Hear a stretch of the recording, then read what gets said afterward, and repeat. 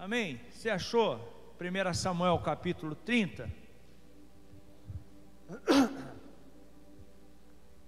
Diz assim: quando Davi e seus soldados chegaram a Ziclague, no terceiro dia, os amalequitas tinham atacado Neguebe e incendiaram a cidade de Ziclague. Levaram prisioneiro todos os que estavam, as mulheres, os jovens, os idosos, e ninguém mataram, mas os levaram consigo quando prosseguiram o seu caminho. Ao chegarem em Ziclague, Davi e seus soldados encontraram a cidade destruída pelo fogo e viram suas mulheres, seus filhos e suas filhas tinham sido levadas como prisioneiros. Então Davi e seus soldados choraram em alta voz, até não terem mais forças. As duas mulheres de Davi também tinham sido levadas. Davi ficou profundamente angustiado, pois os homens falavam em apedrejá-lo. Todos estavam amargurados por causa dos seus filhos, de suas filhas. Davi, porém, fortaleceu-se no Senhor, o seu Deus. Então Davi disse ao sacerdote Abiatar, filho de Aimeleque: traga-me o colete sacerdotal. Abiatar o trouxe a Davi, e ele perguntou ao Senhor: devo perseguir este bando de invasores? Irei alcançá-los? O Senhor respondeu: persiga, é certo que você irá alcançá-los, e com certeza libertará os prisioneiros. Amém? Você conhece esse texto? Eu acho que todo mundo aqui conhece. Amém ou não amém? Eu sinto que a nossa igreja lá, a Igreja Batista... E aí, Gil? Obrigado, viu, Gil? Acho que a igreja deu uma esfriada nos cultos. A gente prega e esquece. Eu digo, gente, o que está acontecendo com vocês? A gente faz uma pergunta. Aí domingo já foi um pouquinho melhor, né, Rico? Até falei na hora do louvor lá, a igreja soltou um pouco mais e tal. Eu acho que a pandemia afetou também um pouco dessa alegria que a gente tem de estar na casa do Senhor. Mas isso não aconteceu aqui. Amém? Esse texto vai falar de uma crise que Davi está vivendo. E crise é o assunto do momento, né? Está todo mundo falando que a gente vai ter que se reinventar, que a gente vai ter que lidar com a crise e temos que vencer. E a crise, ela vem com dois objetivos: um, para te ativar. Agora, se tu não entender, você pode cair numa coisa chamada sonolência. Isso tem acontecido com uma parte dos crentes nesse tempo, por causa dessa crise que esse corona está causando. Pessoas estão dormindo, mas não é porque algo mudou, nada mudou. Deus continua sendo Deus, Deus continua no controle da sua vida e da minha, Deus continua abençoando a gente vai, já estamos passando, vamos vencer. Só que tem empresas que estavam já falidas, e a crise só veio para não mostrar que ela estava falida, mas veio só para,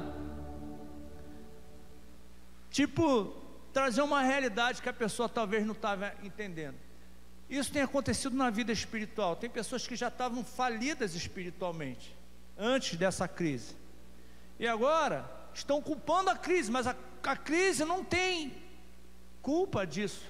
É nós que precisamos entender que toda crise, ela vem para despertar, para avivar, para acelerar a nossa fé, e que a gente possa entender isso nesse tempo. Senão a gente vai continuar dormindo e botando culpa no vírus, mas na verdade não tem medo nenhum de vírus, porque vai no mercado, entra no ônibus, vai no banco, faz tudo e não pensa. Agora, quando tem que ir para a igreja, a gente pensa: não quero aglomeração.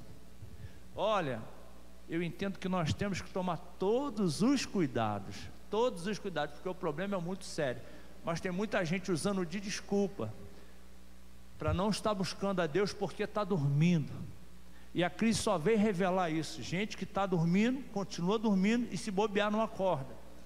Davi está tendo que lidar com uma crise terrível, tudo está dando errado para Davi aqui. Ele está fugindo do rei, que é seu sogro, ele é fugitivo, ele tem que pedir asilo político ao rei Aques, e esse rei é rei dos filisteus, inimigo número 1 do povo de Deus, e Davi tem que ir até ele e falar assim: olha, me dá um lugar para ficar. Então ele dá essa cidade de Ziclac. Só que Davi, me parece que está um tempo longe da família, está guerreando, está sobrevivendo, está lutando, e quando ele volta, mais uma crise se instala. Agora ele não é só um fugitivo, agora Davi não tem que lidar só com a perseguição de Saul, agora Davi vai ter que lidar com outra crise se instala. Seus familiares e os familiares dos seus homens foram raptados. Não é assim comigo, com você?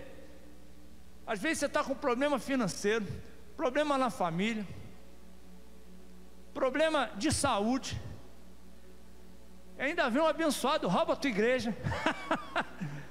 Aí você fala: gente, o que falta acontecer? Aconteceu tudo ao mesmo tempo, não é assim? Ou só é comigo? Quando vem uma crise, não vem várias? Então Davi agora está tendo que lidar com isso. Além dos problemas que ele já tinha, agora raptaram as suas mulheres, raptaram as mulheres dos seus soldados. E aí eles vão ter uma atitude diante dessa crise. A Bíblia diz que eles vão chorar, mas não é um choro, pastor, comum, não. É um choro que vai arrancar as forças deles. Eles vão ficar sem força. Eu creio que choraram assim durante horas.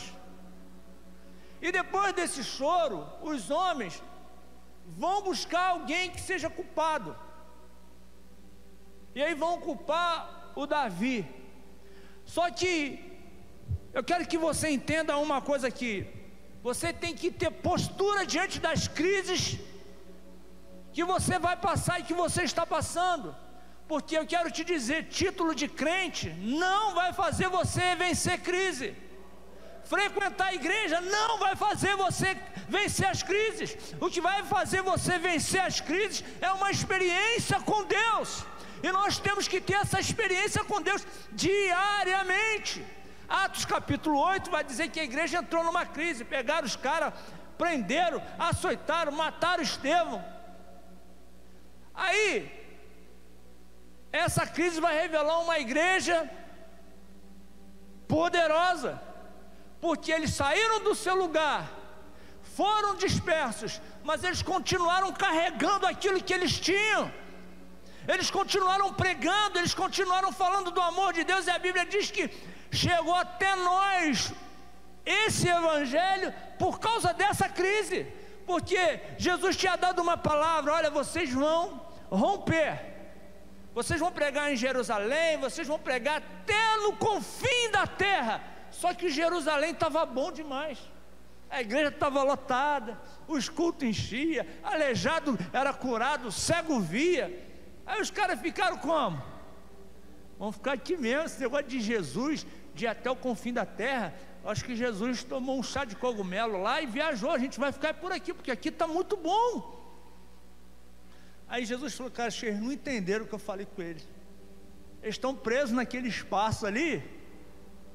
E aí veio a crise, mataram Estevão.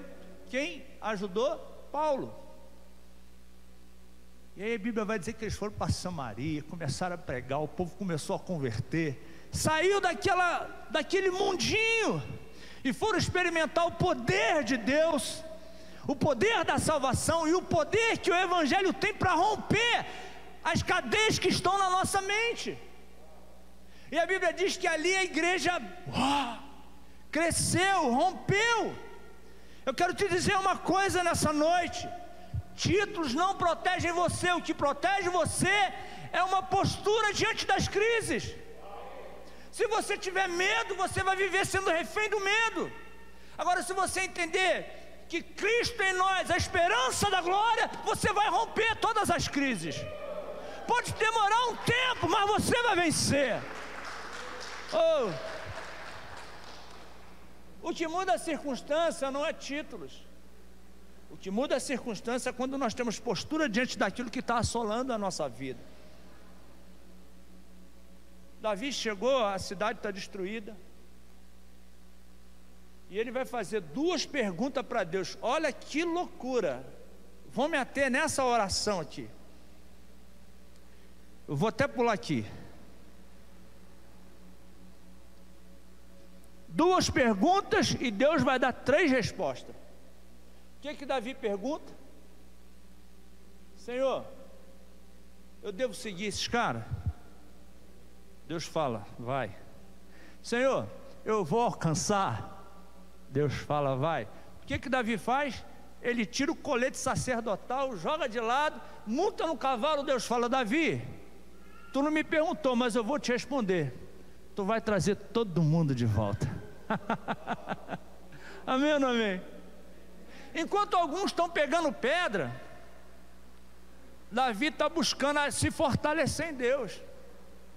A solução para toda crise é Deus, porque é Ele quem permite, e se Ele permite, Ele sabe que é para fortalecer você, é para romper os limites que a tua religiosidade está dando. Às vezes Deus quer que a gente vá até os confins da terra, mas a gente acha que Jardim Salvador precisa ser conquistado.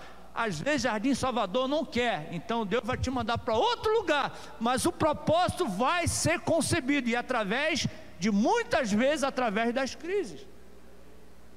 Sabe, entenda que no meio da crise você não pode pensar em pegar pedra, porque existem 2 tipos de pedra: uma que você pega para edificar e a outra que você pega para atirar nas pessoas. Então esses caras não estavam edificando nada, eles estavam querendo atirar pedras. Então, o primeiro ponto dessa mensagem é: que tipo de pedra você tem carregado? Para edificar um altar ou para apedrejar alguém? Davi vai nos ensinar que no meio das crises nós temos que edificar altares. A Bíblia diz que quando o Senhor estabeleceu para Moisés o templo não, é o lugar de adoração, que me fugiu o nome agora. Deus falou: Moisés, eu vou acender o fogo, mas quem tem que sustentar é vocês. O fogo surgiu. Qual era o trabalho do sacerdote? Buscar a lenha e todos os dias manter o fogo aceso. Quem acendeu o fogo dentro de você? Foi o Espírito Santo. Quem é que tem que manter ele aceso? Você. Isso é igreja. Aí eu aprendo uma coisa quando eu vou para esse texto. Deus dá uma ordem: quando o fogo começar a virar cinza, encha os sacos, pegue toda a cinza e jogue para fora do arraial, porque a cinza é aquilo que desmotiva você. Então, se você é crente, se você tem um fogo que foi aceso pelo Espírito, jogue toda a cinza fora, todo o medo, tudo aquilo que pode apagar o fogo do Espírito, joga para fora do arraial, ou seja, para fora da sua mente. Tenha uma mente livre para que você possa viver todos os sonhos que Deus tem para você. Em tempo de medo, Deus está procurando alguém que tenha o fogo aceso e que mantenha esse fogo aceso. Quando eu olho para Daniel, eu vejo um cara que se assentou na mesa de Nabucodonosor, mas não comeu do alimento de Nabucodonosor. Por isso, ele vai influenciar e não vai ser influenciado. E aí ele vai ver o decreto. O decreto não muda a vida de quem tem um lugar secreto. Ele vai fazer o que ele está acostumado a fazer. A Bíblia diz que costumeiramente 3 vezes por dia ele ia adorar, ia buscar. Aí a notícia vem: olha, Daniel, você vai ser preso, vai ser jogado num buraco cheio de leões, numa cova. Cara, quando você lê esse texto, você vai ver que Daniel não se abala, porque a segurança de Daniel está em Deus.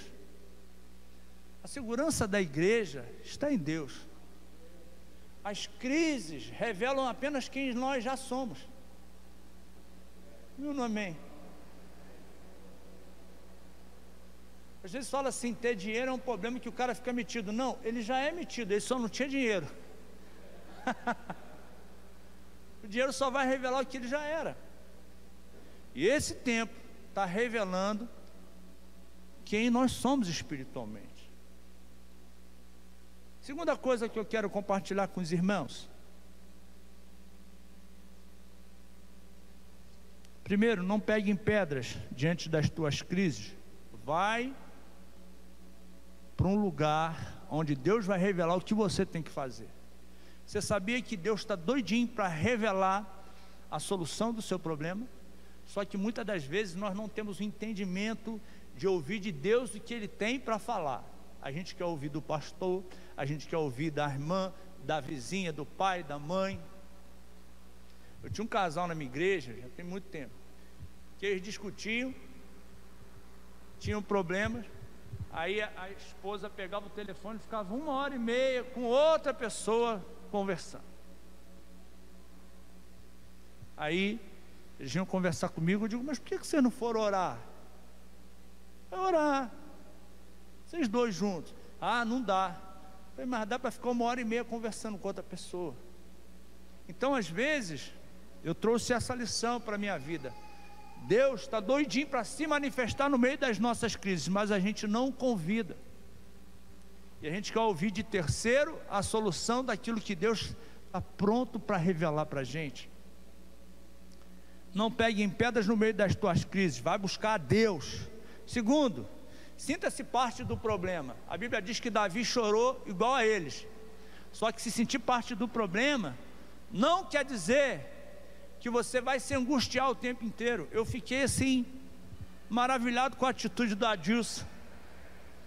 Veio eu e Moisés aqui, no mesmo dia ou no dia seguinte?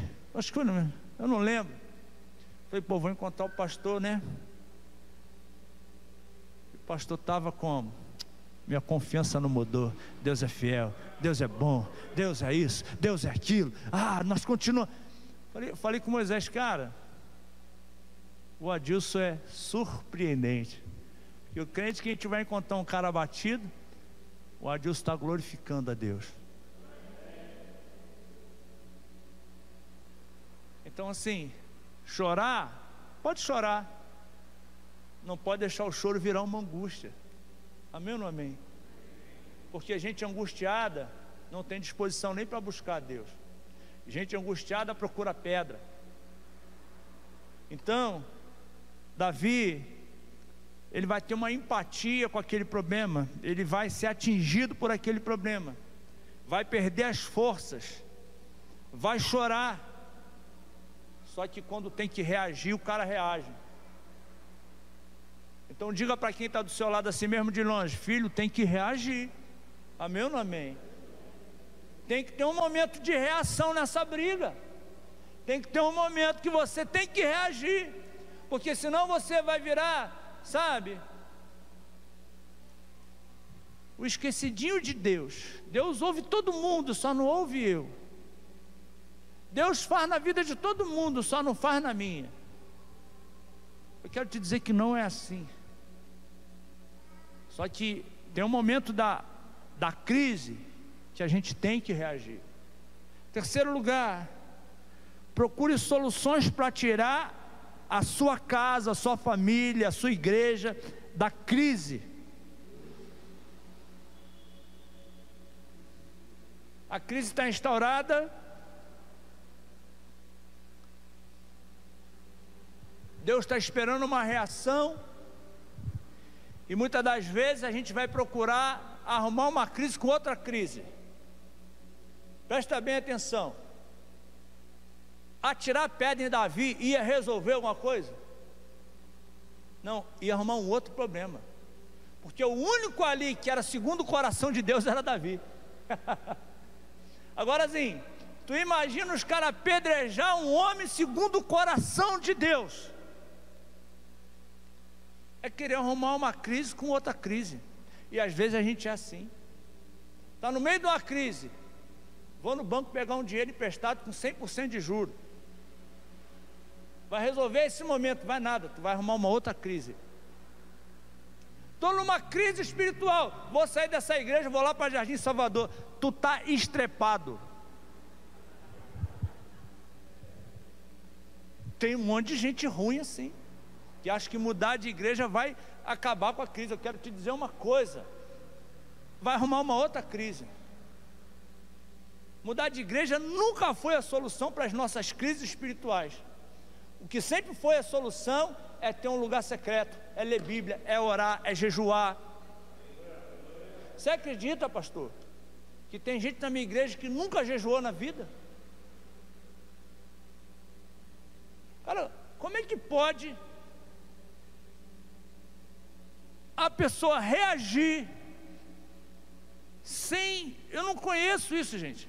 Gente que não lê, gente que não ora, gente que não faz um jejum, gente que não estabelece propósito, quer vencer as guerras, mas não quer pagar o preço que as guerras exigem que a gente pague. Entenda que o Espírito Santo, ele permite a crise, mas o que ele quer é que a gente entenda que essa crise nunca veio para desfalecer a nossa fé, simplesmente para que a gente possa cumprir o propósito, estabelecendo o reino de Deus aonde a gente estiver. Aquela mulher de Elias, a viúva, que estava com um filho, estava numa crise, ela estava pegando uns gravetinhos para fazer a última refeição, não é assim? Aí Deus é tão bom no que Ele faz, que Ele fala: Elias, eu estou procurando alguém para sustentar você. Já deu uma ordem. Se fosse eu ia falar: pô, ele está levantando o Adilson, eu vou ficar na casa do Adilson 3 meses, comendo, bebendo, dormindo. Não, ele vai mandar para a pessoa mais pobre que tem, que está fazendo talvez a última refeição. Aí Elias chega e fala: olha, foi o senhor que me mandou aqui. Ela fala: o que o senhor mandou você fazer aqui? Eu vim te abençoar, mas prepara uma refeição para mim. E ela fala: olha, sem condição, profeta, porque eu estou fazendo a última refeição. Está aqui um punhado de lenha, eu estou aqui com um punhado de farinha e 2 goles de azeite. Vou fazer um bolo, vou comer, eu e meu filho, e a gente vai sentar e esperar a morte. Por que ela diz que vai esperar a morte? Porque ela já tinha visto muitas pessoas morrerem. Então ela está falando para o profeta somente a realidade. Aí o profeta fala assim: olha só, não vai ser assim. Assim diz o Senhor, um novo decreto para a sua vida: faz para mim, e a farinha da panela não vai acabar, e o azeite da botija também não vai secar. E aí ela vai lá, prepara o bolo. Eu imagino isso. Está aqui. E ela e o menino olhando o profeta comer. Aí, quando o profeta acaba de comer o bolo, eu creio que ela fez: gente, vou lá ver se tem farinha, eu vou lá ver se tem azeite. E aí ela vai, e quando ela abre a botija, tem farinha. Quando ela abre a botija de azeite, o azeite está jorrando. E aí vai se cumprir a palavra de Deus. O que eu aprendo com isso? Que em toda crise Deus tem uma palavra. Em toda crise Deus tem uma direção. Cabe a você obedecer. Deixa que você vai vencer. Eu vejo homens de Deus que estabeleceram um propósito em meio às suas crises. Em toda crise você vai ver as pessoas crescendo, evoluindo, prosperando, firmando os propósitos. Toda crise Deus forma caráter. Toda crise Deus desata o nó. Toda crise Deus quer fazer com que a gente entenda que é o momento da gente se firmar. A Bíblia vai dizer, Malaquias: então vereis a diferença entre quem serve a Deus e quem não serve. As crises servem para revelar quem você é no meio das tuas lutas e das tuas dificuldades. Quem está dormindo vai continuar dormindo, quem está aceso vai ficar mais aceso ainda. Essa é a palavra que Deus tem para mim e para você. Em tempos de crise, Deus quer desatar o nó, Deus quer trazer resistência, Deus quer fortalecer a igreja. Em tempo de luta e de dificuldade, Deus quer ver quem nós somos. Quando você vai para o livro de Jó, Jó está no meio de uma crise terrível. Os filhos morrem, o dinheiro acaba, sobrou apenas a mulher dele. E aí Jó, com uma doença terrível, você conhece, não estou trazendo nada novo aqui, nada novo para você. Ele vai, se afasta da sua casa. A Bíblia não diz se foi 1 quilômetro ou 2 ou meio metro, mas o que a gente vê é que ele faz um buraco, pega um caco de telha e começa a tirar os tumores, esperando que os corvos começam a sobrevoar, esperando a morte. E a Bíblia vai dizer que no meio daquela cova sopra um vento. Essa crise que esse homem está passando vai ser tão terrível que a sua mulher não entende. Quem caminhava ao lado fala: por que você está fazendo isso? Por que você ainda conserva a sua fé em Deus? Amaldiçoa Deus e morre. Aí a chave da vitória está ali, que ele entende e ele fala: o bem de Deus você recebeu, e o mal não. Aqui há um princípio para que você possa vencer todas as tuas crises. Olhe para a tua história e veja o que Deus já fez. Tira os olhos do momento de luta e olhe para trás e perceba tudo que Deus já fez por você. Tenha uma visão de quem Deus é através da tua própria história, através do teu próprio testemunho e através daquilo que você carrega. E aí você vai entender que Deus tem sustentado você. Eu tive agora uma sobrinha minha, como se fosse uma filha, né?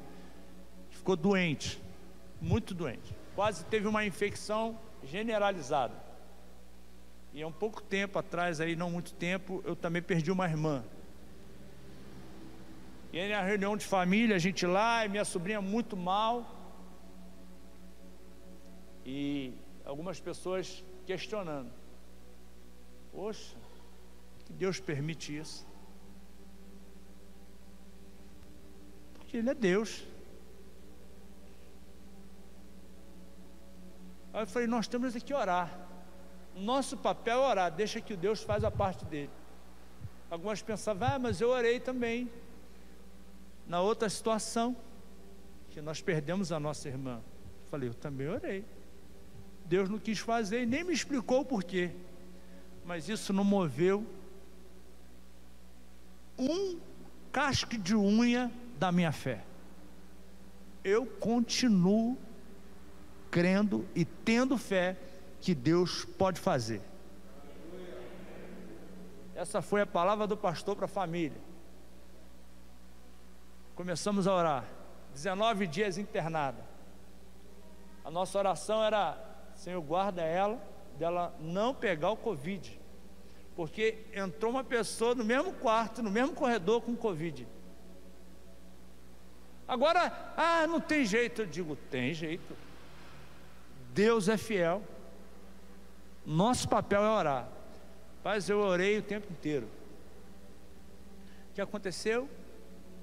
Ela não pegou a infecção generalizada, que isso podia matar ela. Ela foi curada, teve alta. E aí o que compensou para a gente? Ela tinha tido um bebê, a Helena, 19 dias sem ver a neném. E a neném ficava um dia na casa de cada um familiar assim. As mulheres se revezavam. Isso foi lindo. O encontro da mãe com a filha. Uma bebezinha de 3 meses se emocionou. Ela estava no sofá e a Raíssa falou: 19 dias sem ver filha. Helena. Oi, Helena. Quando pegou, ela olhou a mãe e começou a chorar de emoção. Tem esse vídeo. Falei, gente, que doideira. Uma filha reconheceu a mãe, o cheiro, a voz, o colo. Sabe o que Deus está falando para mim e para você nessa noite? Você nunca saiu do meu colo. Então, não precisa temer. Apenas ouça a minha voz e reconheça a minha voz no meio de tantos gritos que o mundo ecoa. Se você vê jornal, você não sai nem de casa. Então não veja. Você vê novela, tu vai se acostumar com um mundo totalmente ao contrário daquilo que a Bíblia nos ensina. Então não veja. O que nós temos que fazer?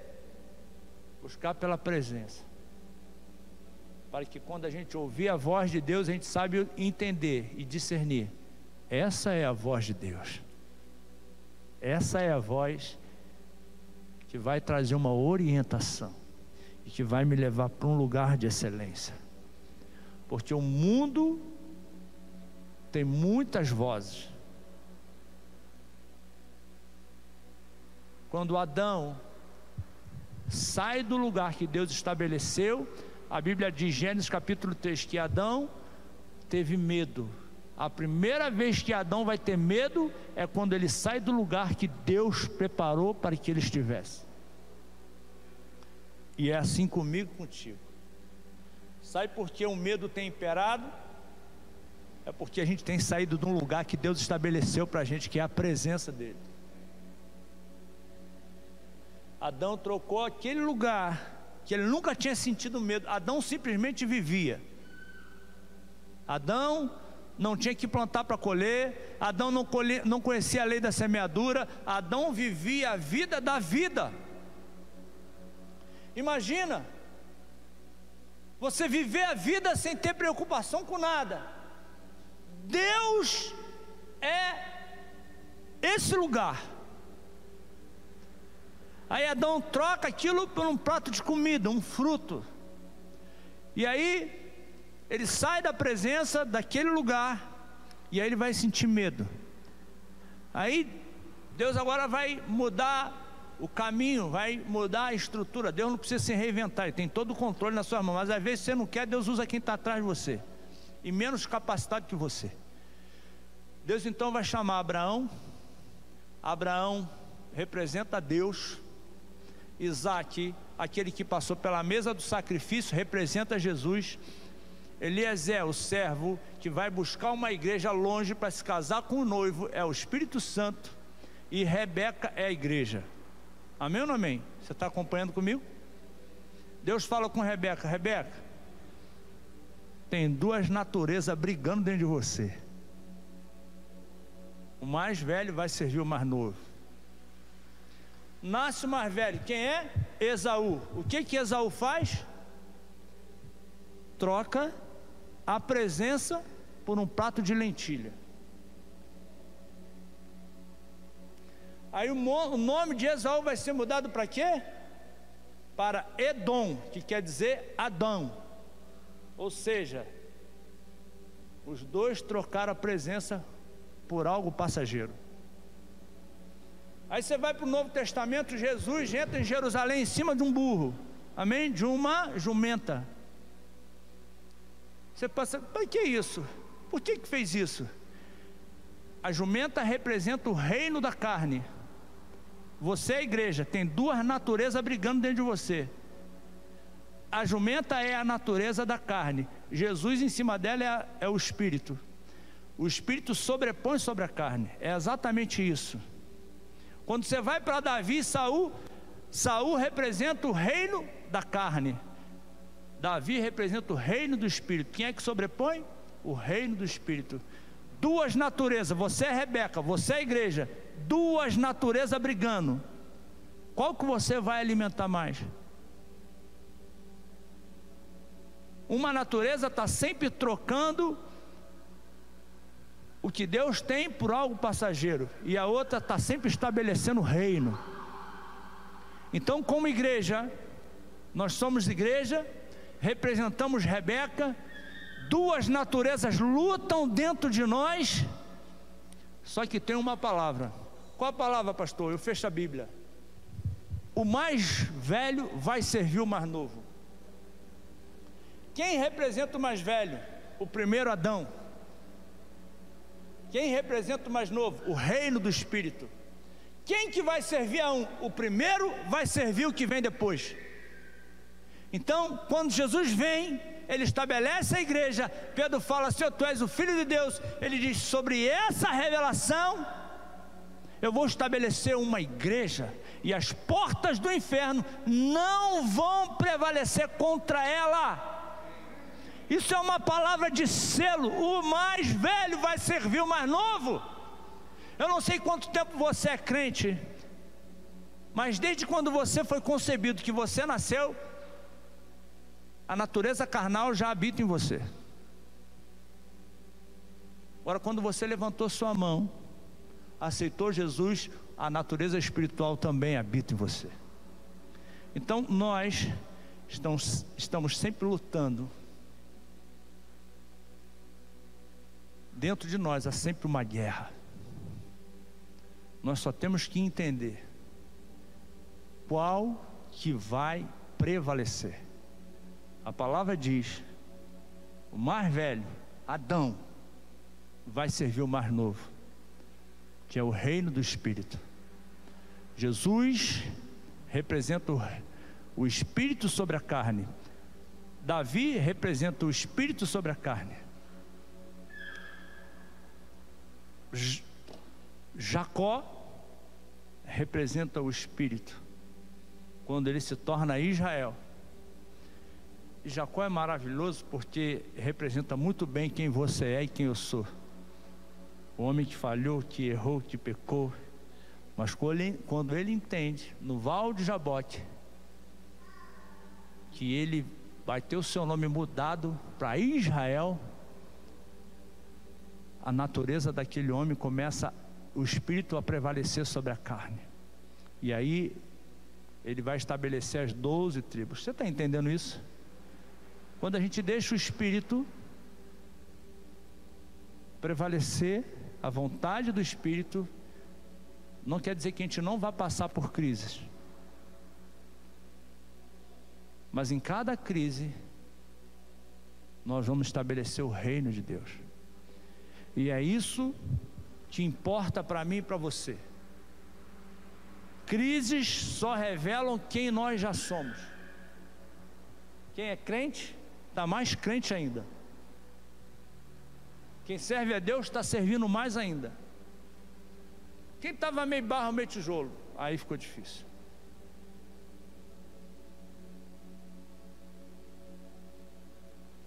Quem estava meio barro, meio tijolo, está procurando pedra para atacar no pastor, para atacar no Bolsonaro, para atacar no governo, para atacar não sei quem.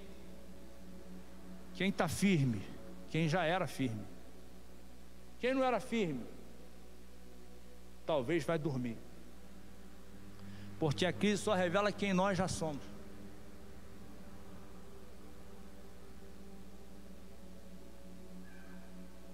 O que Deus espera da igreja nesse tempo é que a igreja entenda. Foi a palavra que o pastor revelou aqui, trouxe aqui. Se Deus é por nós, quem será contra nós? Eu vou confessar a você, nas 2 primeiras semanas eu fiquei bem para baixo. Para baixo. Como é que vai ser? Meus negócios tudo paralisaram, todos eles. A igreja, a gente tem uma reserva, a gente se aguenta aí 1 ano, 6 meses. Aí fui orar com a minha esposa. Depois da oração, eu continuei para baixo. Aí eu ouvi de um cara que estava numa crise muito pior que a minha, muito pior. Conversar com ele, fui na casa dele e lá ele falou assim: a crise só revela quem nós já somos, pastor.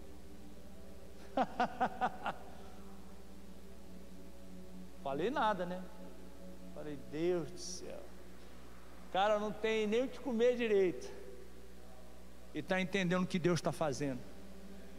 Eu tenho suprimento para 1 ano e estou murchando diante dessa situação.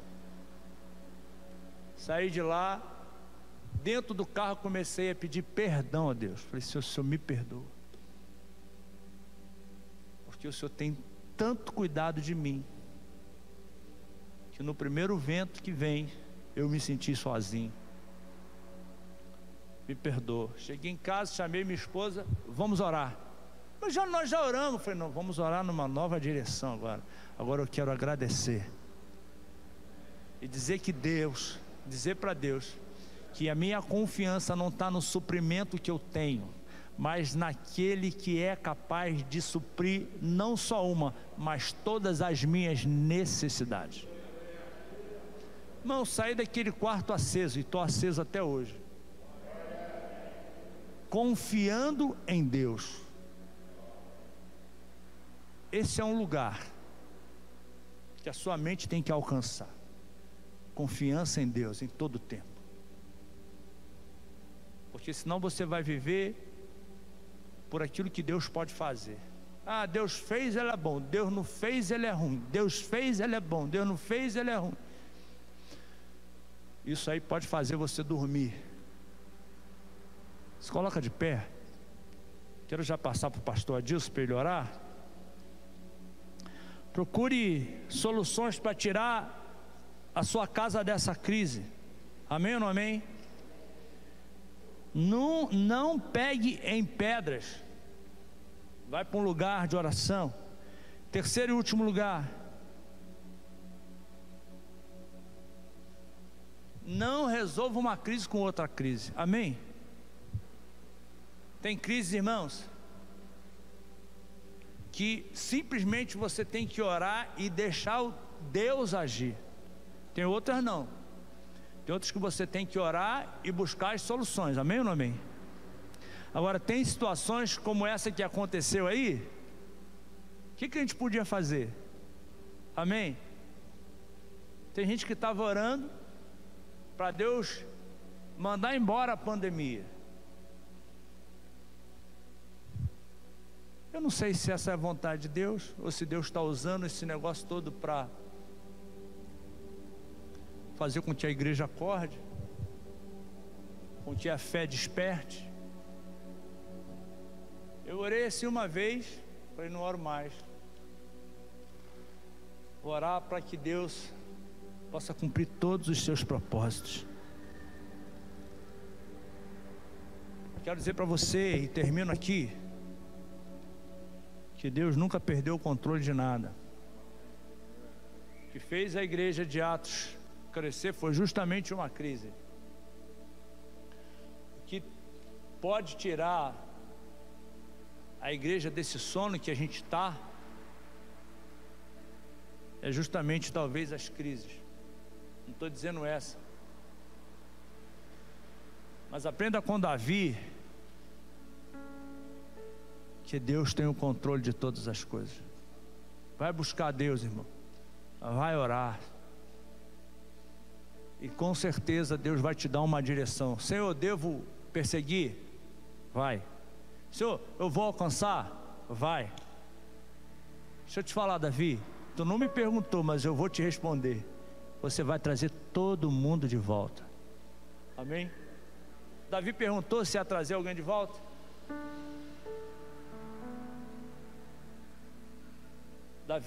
Deus traz respostas para aumentar as nossas expectativas a todo tempo. Ouça o que Deus tem para dizer para você.